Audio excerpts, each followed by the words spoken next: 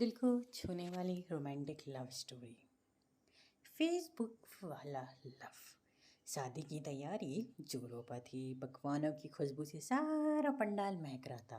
छोटे बच्चे डीजे की धुन पर उछल रहे थे। टीनेजर्स लड़के भाग भाग कर मेहमानों का अभवत में लगे हुए थे। शेखर अपने मेहमानों के अवभगत में लगे हुए थे। शेखर अपने दोस्तों के साथ क्रिकेट के विषय वाद विवाद करने में मशगूल था। तभी उसकी नज़र उस लड़की पर पड़ी। सावली सलोनी मासूम सूरत पर मोतियों जैसे सफ़ेद दांत उसकी खूबसूरती को चार चांद लगा रहे थे। उस पर समंदर जितनी गहरी नशीली आंखें उसे डुबोने को तैयार थी। वह चाहकर भी उस लड़की से नज़र नहीं हटा पा रहा था। इन सब बातों से बेखबर वह लड़की अपनी सहेलियों से बातें करने में व्यस्त थी। तभी शायद उसे अपने चेहरे पर किसी की नज़रों की गर्मी का एहसास हुआ। बात करते करते उसने इधर उधर नज़र घुमाई तो दिखा एक लड़का उसे प्यार से घूरे जा रहा है। लड़कियों को घूमने वाले लड़कों से उसे सख्त नफरत थी। उसने घबरा कर तुरंत अपनी नज़र दूसरी तरफ हटा ली और अपनी सहेलियों से बात करने में लग गई। कुछ देर बाद जब उसकी नज़र उस लड़के पर पड़ी तो उसने देखा कि वो अभी भी उसकी तरफ ही नज़र जमाए हुए था। अब वहाँ बैठना उसके लिए मुश्किल हो रहा था, इसलिए वह वहाँ से उठकर अपनी सहेलियों के साथ पता नहीं कहाँ गुम हो गई। उसके जाने के बाद भी शेखर उसके ख्यालों में खोया हुआ था। कहाँ खोया हुआ है? दादाजी कब से तुझे अंदर ढूंढ रहे हैं। अजीत ने उसे हल्का से धक्का देकर उसके ख्वाबों का सिलसिला तोड़ दिया। हाँ हाँ कहते हुए हड़बड़ा कर उठा और बरामदे की तरफ भागा, मगर अभी भी उसकी निगाहें उस लड़की के चेहरे पर बसी हुई थी। शेखर लखनऊ के एक मिडिल क्लास फैमिली से ताल्लुक़ रखता था। वह शहर के एक नामी कॉलेज में इंटर की पढ़ाई कर रहा था। शेखर पढ़ाई में तो तेज था ही, दिखने में भी काफ़ी स्मार्ट था। अजीत उसका क्लास फेलो था और उसकी इकलौती बहन नेहा की शादी में बराबकी आया हुआ था। उसके साथ साथ उसके कॉलेज के कुछ और दोस्त भी आए हुए थे। हालांकि उन्होंने कई बार आने में असमर्थता जताई, परंतु अजीत की जीत के आगे उसकी एक न चली। कौन है वो लड़की और कहाँ से आई है? दादाजी की फरमाइश पूरी करते जब वह फ्री हुआ तो वह दोबारा उस लड़की को ढूंढने लगा, मगर वो कहीं भी नज़र नहीं आई। उसे नहा पाकर उसे थोड़ी बेचैनी सी महसूस होने लगी। पर अब वह दोस्तों के साथ तो बैठा था, लेकिन उनकी बातों में दिलचस्पी नहीं ले रहा था। वह लगातार उसी के बारे में सोचा जा रहा था। रात को वरमाला का समय में उसने देखा कि वही लड़की नेहा के हाथों में थामे वरमाला स्टेज पर चढ़ रही थी। सफ़ेद सूट में उसका निखरा हुआ हुस्न कहर ढा रहा था। पल भर के लिए उसकी नज़रें मिली तो उसने मुस्कुरा कर निगाहें नीचे कर ली। उसके बाद कई बार उन दोनों का सामना हुआ, लेकिन दोनों बिल्कुल अजनबी बने रहे। यार अजीत, वो नेहा के साथ सफ़ेद सूट वाली लड़की कौन है?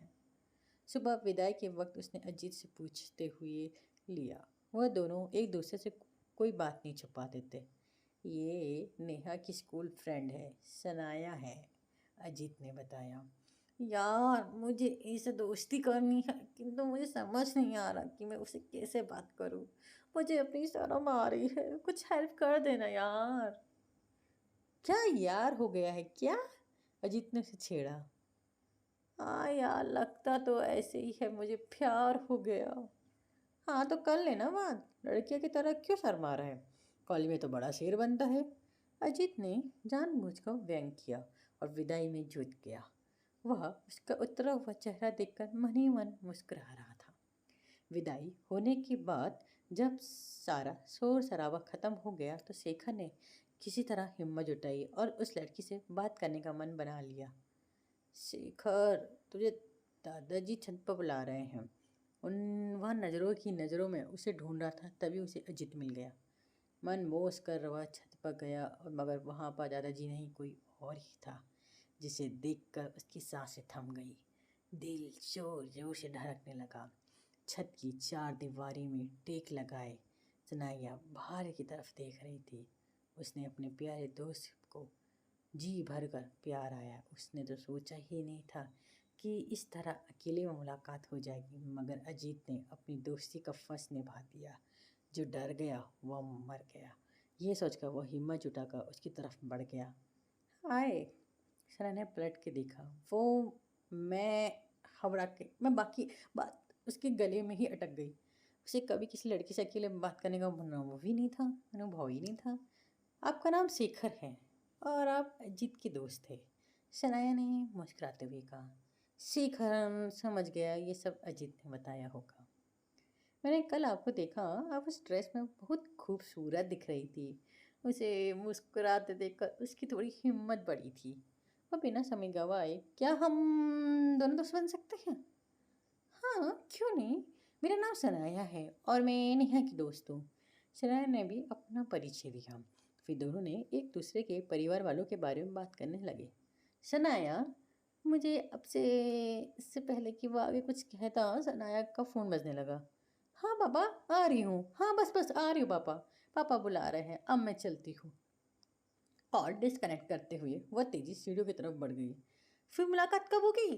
कोई नंबर तो देती जाओ। दिल से कोशिश करोगे तो जरूर मिल जाएगा, कहते हुए छन छन छन छन करते हुए सीढ़ी से नीचे की तरफ बढ़ गई।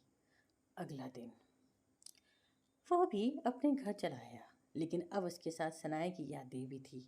वह हरदम उसके बारे में सोचता रहता। उसने अजीत से फ़ोन करके सनाया का नंबर पता लगाने को कहा। नेहा के पास उसका नंबर होगा, लेकिन मैं अपनी छोटी बहन से इस बारे में बात नहीं कर सकता। पता नहीं वह मेरे बारे में क्या सोचेगी। अजीत ने अगले दिन कॉल करके अफसोस जाहिर की। शिखर के पास जो उम्मीद थी वह भी ख़त्म हो गई। वह बिल्कुल मायूस हो गया। लेकिन कहते हैं ना, किस्मत को जब मिलना लिखा होता है तो वह कहीं ना कहीं से रास्ता ढूंढ ही लेता है। एक दिन शिखर फेसबुक चला रहा था, तभी उसके दिमाग में एक आइडिया आया। क्यों ना फेसबुक में उसका नाम सर्च करके देखिए। उसी तरह सर्च बॉक्स में उसका नाम टाइप किया। यह सनाया की फेसबुक आईडी मिल गई। फेसबुक आईडी में लगी प्रोफाइल पिक्चर को उसने पहली नज़र में पहचान लिया, लेकिन अभी तक उसने एक भी पोस्ट नहीं डाली थी। टाइमलाइन देखकर ऐसा प्रतीत होता है कि उसने अपना अकाउंट 2 दिन पहले ही क्रिएट किया है। उसने फटाफट फ्रेंड रिक्वेस्ट भेजी और बेसब्री से रिप्लाई का इंतज़ार करने लगा। रात भर जाकर वह रिप्लाई का इंतज़ार करता। कई घंटे तक इंतज़ार करने के बाद कोई रिस्पॉन्स नहीं आया तो वह निराश होकर सो गया। सुबह जब नींद खुली तो उसने सबसे पहले फेसबुक खोलकर नोटिफिकेशन चेक किया। नोटिफिकेशन दिखती उसकी खुशी का ठिकाना ना रहा।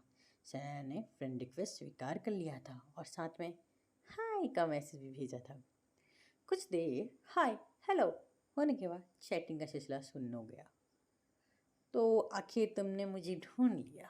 वो कहते हैं ना, अगर तुम दिल से किसी को चाहो तो सारी कायनात तुम्हें उसे मिलाने में लग जाती है। तुम्हारी बहादुरी नहीं है जनाब, मैंने ही फेसबुक अकाउंट बनाकर तुम्हारा काम आसान किया है। इसका मतलब कि आग उधर भी जल रही थी। इसका मतलब आग उधर भी जल रही थी। आग तो नहीं, मगर चिंगारी तो उठी छिकी थी। उस दिन उसके लिए मैं माफ़ी चाहती हूँ। माफ़ी? मगर किस लिए? मैंने तुम्हें अचानक से छेड़ कर चली गई, इसलिए। एक्चुअली पापा को ज़रूरी कॉल था, इसलिए हमें भी उसके साथ आना पड़ा। कोई बात नहीं, मैं समझ सकता हूँ। चैटिंग के द्वारा एक दूसरे की पसंद नापसंद जानना, एक दूसरे से अपने दिल की बातें करना शुरू हो गया। थोड़ी देर बाद दोनों ने अपना मोबाइल नंबर एक्सचेंज कर लिया। अब वे रोज़ाना एक दूसरे को कॉल और मैसेज का इंतजार करने लगे। जिस दिन उनकी बात नहीं होती उस दिन लगता है कि उनसे कोई चीज़ खो गई। पढ़ाई लिखाई, खाना पीना, सोने जगने से लेकर हर छोटी से बड़ी चीज़ें एक दूसरे के साथ शेयर करने लगे। हालांकि दोनों ने कभी एक दूसरे को खुलकर आई लव यू नहीं कहा था, लेकिन फिर भी दोनों को एक दूसरे से बेहद प्यार था। धीरे धीरे वक्त बीतता गया। वक्त बीतने के साथ साथ दोनों के बीच प्यार और गहराई होने लगा। इतना गहरा कि वह एक दूसरे से मुलाकात के लिए तड़पने लगे। अतः उन्होंने 9 वर्ष के दिन बराबकी से एक खूबसूरत पार्क में एक दूसरे से मिलने का प्लान बनाया। तय समय पर दोनों पार्क में पहुंच गए। वहां उन्होंने एक दूसरे से ढेर सारी बातें की। कब की बिछड़े हुए हम आज यहाँ आके मिले, जैसे शाम से कहीं लो यू झील मिला के मिले। आई love you Sanaya, I love you. मैं तुमसे बहुत बहुत प्यार करता हूँ। उचित अवसर देकर शेखर ने सनाया को प्रपोज कर दिया। I love you too, Sanaya ने भी मुस्कुराते हुए हाँ कर दी। पहली मुलाकात के बाद धीरे धीरे मुलाकातों का सिलसिला शुरू हो गया। शेखर जब भी अपनी प्रेमिका से मिलने आता उसके लिए कोई ना कोई गिफ्ट जरूर लेकर आता। हालांकि सनाया बार बार उसे मना भी करती, लेकिन वह हमेशा अपनी प्रेमिका को खुश करने के लिए मुमकिन कोशिश करता। धीरे धीरे उनका प्यार परवाना चढ़ता गया। कुछ दिनों बाद वैलेंटाइन डे का समय आया। यह उनके प्यार का पहला वैलेंटाइन डे था। हर तरफ प्रेमी प्रेमिकाओं के बीच गिफ्ट के चर्चे चल रहे थे। प्रेमी अपनी प्रेमिका को महंगे महंगे गिफ्ट दे रहे थे। शिखा के मन में आया कि मुझे भी सनाया को कोई अच्छा सा गिफ्ट देना चाहिए। लेकिन दिक्कत तो ये थी ना, कोई अच्छा सा गिफ्ट सनाया को कोई अच्छा सा गिफ्ट दे पाएगी नहीं, और देने के लिए इतने पैसे तो है ही नहीं। इस वजह से वह बहुत परेशान और तनावग्रस्त हुआ था। बैठे बैठे वह सोच रहा था, अगर मैंने सनाया को कोई अच्छा सा गिफ्ट नहीं दिया तो शायद वो मुझसे नाराज हो जाएगी, कहीं हमारे प्यार का रिश्ता कमजोर ना हो जाए। ऐसे ही तरह तरह की नकारात्मक बातें वह सोच रहा था। तभी सनाया आ गई। जब उसने देखा कि वह चिंतित और दुखी है तो उसने उसे दुख होने का वजह पूछा। शिखा ने शर्म के मारे अपनी परेशानी बताने की कतरा रहा था, किंतु सनाया भी जिद पर अड़ गई। तुम्हें मेरे सर की कसम, बताओ क्या बात है। सनाया ने उसके हाथों को जबरदस्ती अपने सर पर रखते हुए कहा, मैं इस वजह से दुखी हूँ कि ये सारे लोग एक दूसरे को वैलेंटाइन डे गिफ्ट देख रहे हैं, लेकिन मैं तुम्हारे लिए कोई गिफ्ट ही नहीं ला पाया। दरअसल पिछले हफ्ते पापा की जॉब चली गई है और इस वक्त मेरी आर्थिक स्थिति इतनी अच्छी नहीं है कि मैं तुम्हें अच्छा सा कोई गिफ्ट दे सकूं। इसलिए मेरे दिमाग में बार बार यही बात आ रही है कि शायद मैं तुम्हें कोई गिफ्ट नहीं दूंगा तो तुम मुझसे नाराज हो जाओगी और मुझसे रिश्ता तोड़ दोगी। इतनी बात सुनते ही सनाया को हंसी आ गई। बस इतनी सी बात के लिए तुम इतना टेंशन ले रहे हो, वो हंसने लगी। तुम्हें क्या लगता है मैंने गिफ्ट पाने के लिए तुमसे रिश्ता जोड़ा है? क्या हमारा प्यार की बस इतनी ही कीमत है जो इन छोटी मोटी चीजों के लिए बिक जाए? तुम्हें ऐसी सोच में कैसे कि मैं गिफ्ट के लिए नाराज हो जाऊंगी? हंसते हंसते अचानक वो गंभीर हो गई। अरे पागल, ऐसी बात से वही रिश्ता टूट सकता है जो रिश्ते स्वार्थ से जुड़ा होता है, किंतु हमारा प्यार में स्वार्थ नहीं है। हमारा रिश्ता प्यार और विश्वास से जुड़ा हुआ है, और प्यार और विश्वास से बड़ा गिफ्ट कोई नहीं होता। इसलिए मुझे गिफ्ट की जरूरत नहीं है, बल्कि तुम्हारे साथ की जरूरत है। अगर तुम मुझे गिफ्ट देना ही चाहते हो तो वादा करो कि तुम जीवन भर मेरा साथ दोगे। सनाया भावुक हो उठी। मैं वादा करता हूँ कि मरते दम तक तुम्हारा साथ रहूंगा। शेखा ने उसका हाथ अपने हाथों में लेते हुए कहा। हाँ तो बस बस, मेरा मुंह ताकते रहोगे या गले लगकर बधाई भी दोगे? वह बनावटी गुस्से में बोली। Happy Valentine day my love, Shekha ने उसे सीने लगाते हुए कहा। मुस्कुराते हुए सनाया उसके बाहों में समा गई और happy Valentine day my love. तो दोस्तों कहानी यहीं समाप्त होती है। अच्छा दोस्तों, सच्चा प्यार वहाँ नहीं होता जो महंगे गिफ्ट और स्वार्थ पर टिका हो। प्यार निस्वार्थ भी होता है। इसलिए अगर प्यार में कोई गिफ्ट ना मिले तो आप ये ना समझना कि वह मुझे गिफ्ट नहीं दे रहा है या वह मुझसे प्यार नहीं करता। प्यार सबसे बड़ा गिफ्ट होता है, प्यार से बड़ा कोई गिफ्ट नहीं। तो दोस्तों, आप लोगों को ये कहानी कैसे लगी कमेंट पर करके बताइए। अगर अच्छी लगी तो लाइक करिए, सब्सक्राइब करिए और शेयर करिए।